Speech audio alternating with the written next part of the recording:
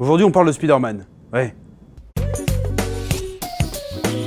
Si comme des millions de joueurs à travers le monde, tu as surkiffé le jeu Spider-Man sur PS4, ce comics est fait pour toi et raconte la suite des aventures du tisseur et notamment comment il a fabriqué son fameux costume Velocity, costume alternatif débloquable dans le jeu et qui est foutrement stylé, faut le dire. Ouais. Après avoir vaincu son ancien mentor devenu méchant Otto Octavius et avoir perdu sa précieuse tante May, Peter Parker tente de reconstruire sa vie. Mais les méchants ne prennent pas de vacances, du coup Spider-Man non plus. Dans cette aventure, il va devoir affronter un méchant énigmatique qui s'appelle Swarm qui semble contrôler les abeilles ainsi qu'un ennemi fantomatique inconnu. Ouais.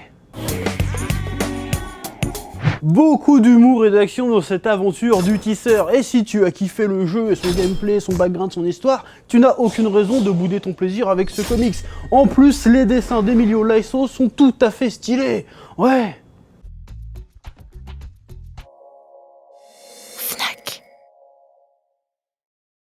Salutations tête de nage, je suis le chef et bienvenue dans Menu Manga, l'émission qui parle de manga, d'animation et d'autres trucs. Et aujourd'hui on va parler, une fois n'est pas coutume, j'ai envie de te dire, on va parler des shonen et tout particulièrement de leur fin. Comment ça se fait qu'on est tout le temps déçu? Ça c'est une question que je me pose. Ouais. D'ailleurs, j'ai très récemment évoqué le sujet des fins décevantes dans le Menu Manga 70 en prenant l'exemple de 5 fins décevantes pour différentes raisons. Mais aujourd'hui, je vais me focaliser particulièrement sur les fins de shonen de ces 10-15 dernières années que quasiment tout le monde a trouvé décevantes quasi systématiquement. Alors, quand je dis tout le monde, j'exagère, hein, je dis la grande majorité des gens quand même se sont plaints de certaines fins. On va essayer de voir pourquoi, comment, mais où est donc Ornicar? Ouais.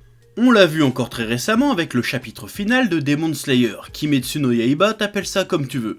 Je ne vais pas spoiler, mais je peux donner mon avis vite fait.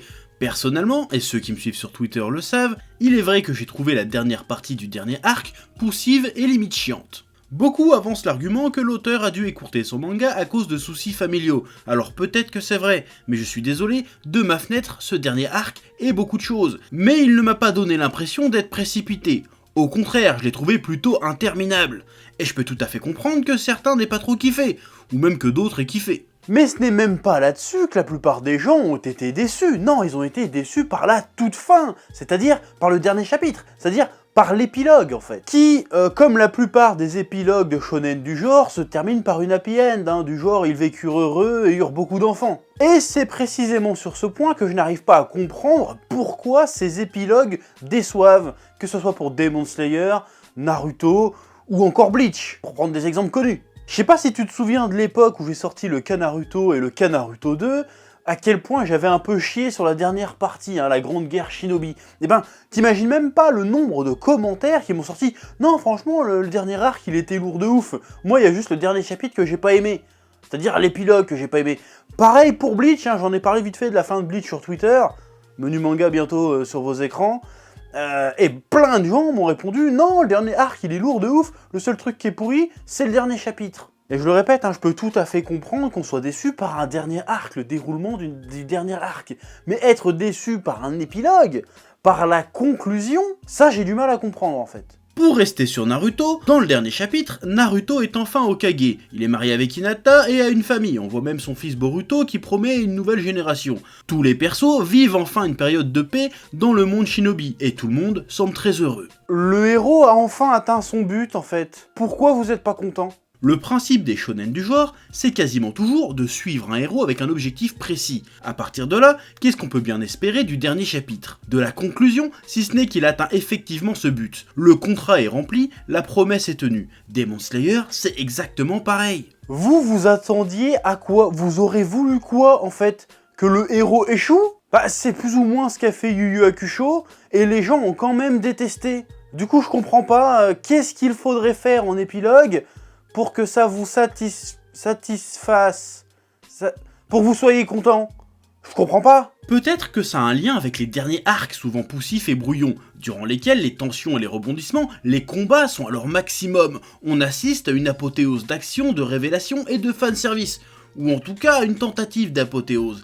Qu'à côté, l'épilogue, bien qu'attendu, paraît du coup trop simple, trop épuré, trop facile. Ces épilogues répondent certes à une promesse faite au début de l'histoire, souvent, mais peut-être que justement c'est à cause de ça que c'est trop attendu, et que du coup parfois on peut avoir l'impression que l'auteur, fausse impression, on peut avoir la fausse impression que l'auteur du coup, il s'est pas foulé. Et souvent, sur les derniers chapitres, on entend ou on lit cette remarque, genre « Oh, c'est nul, on dirait une fanfiction ». Mais en même temps, qu'est-ce que tu veux faire de plus? Peut-être aussi que ça vient du fait que les lecteurs ont passé tellement d'années à suivre les aventures d'un héros et qu'ils l'ont imaginé tant et tant de fois réussir à enfin atteindre son but, qu'une fois qu'ils sont devant le fait établi et qu'ils ont vraiment vu comment ça finissait, du coup, ils sont déçus parce qu'ils imaginaient un truc mieux, en fait. Peut-être que ça correspondait trop à leur attente et que du coup, ils sont déçus. Je sais pas. Parce que pendant des années, ils ont été habitués à être pris par surprise par l'évolution du héros et les divers rebondissements de l'histoire. Être happé par un manga, c'est être happé par l'aventure, par l'inconnu. Ce qui te fait suivre un manga si longtemps, c'est cette envie de voir la suite, d'être sans cesse surpris. Alors que dans un épilogue, plus vraiment de place pour la surprise. Tu as exactement ce à quoi tu t'attends et ce pourquoi tu as signé au départ. Quand tu arriveras à la dernière page, tu ne ressentiras plus cet appel de l'inconnu, plus de mystère, plus l'adrénaline de voir la suite. Juste un point final en forme d'au revoir à des personnages que tu as suivis pendant si longtemps. Pour certains, ce point final sera émouvant, pour d'autres, il sera source de frustration. Peut-être aussi que ça vient de l'industrie du manga, surtout en ce qui concerne les shonen neketsuesques à la Naruto, Dragon Ball, etc., etc. Ce sont des feuilletons qui reposent sur le principe suivant. Donner envie au lecteur de lire la suite, et bien que le but des héros soit énoncé dès le début, qu'on nous promet une fin spécifique, ils sont écrits et pensés pour nous faire sentir qu'il n'y aura pas de fin.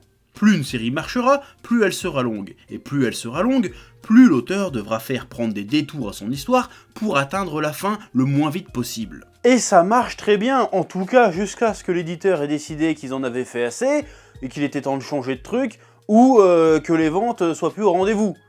Souvent il y a une corrélation quand même. Et soudain, tout d'un coup, une histoire qui était censée passer par 1001 détours, par 1001 subplots pour arriver à sa fin, se retrouve obligée de tracer un sprint jusqu'à sa ligne d'arrivée, alors qu'à la base c'était pas prévu comme ça. Et du coup, on se retrouve avec plein d'intrigues, plein de personnages, plein de mystères qui ne sont pas forcément tous exploités, parce qu'au lieu de faire un zigzag jusqu'à la sortie, on est obligé de tracer tout d'un coup, et du coup il y a des trucs qui sont forcément laissés derrière. Du coup les pauvres auteurs, ils sont obligés de tracer jusqu'à la ligne d'arrivée pour finir leur histoire le plus rapidement possible, tout en essayant en même temps de fermer le maximum de subplots dans leur sillage, ce qui est assez difficile à faire de manière, de manière orchestrale, de manière symbiotique, de manière équilibrée. Donc on se retrouve bien souvent dans les shonen de ce genre-là, dans des derniers arcs surchargés d'intrigues, de personnages, de subplots, de tout ce que tu veux. Du coup c'est brouillon, c'est lourdeau et c'est très indigeste. Je pense particulièrement à la Grande Guerre Shinobi de Naruto. La dernière partie de la Grande Guerre Shinobi de Naruto, putain, il y a à boire et à manger dedans, je veux dire, il y a trop de trucs.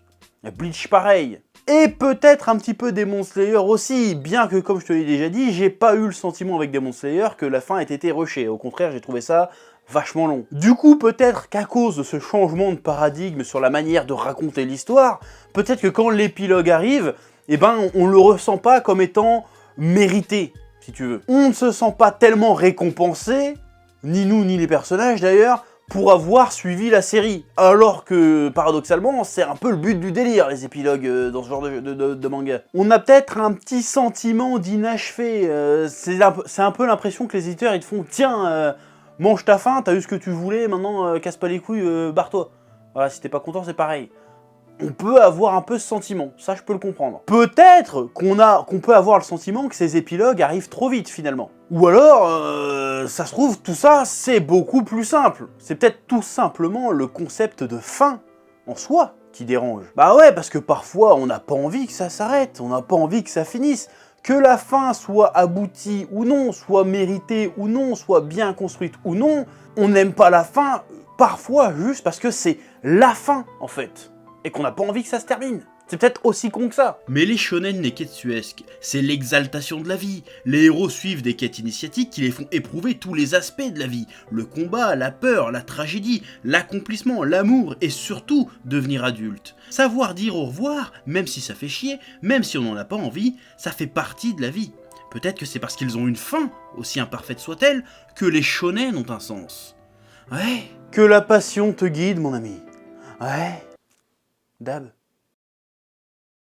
Eh oh, tu vas pas te barrer comme ça, hein? Tu vas laisser un pouce bleu? Un petit pouce bleu, hein? Puis tu regardes aussi les autres vidéos? Parce que voilà, tu t'abonnes? Ouais?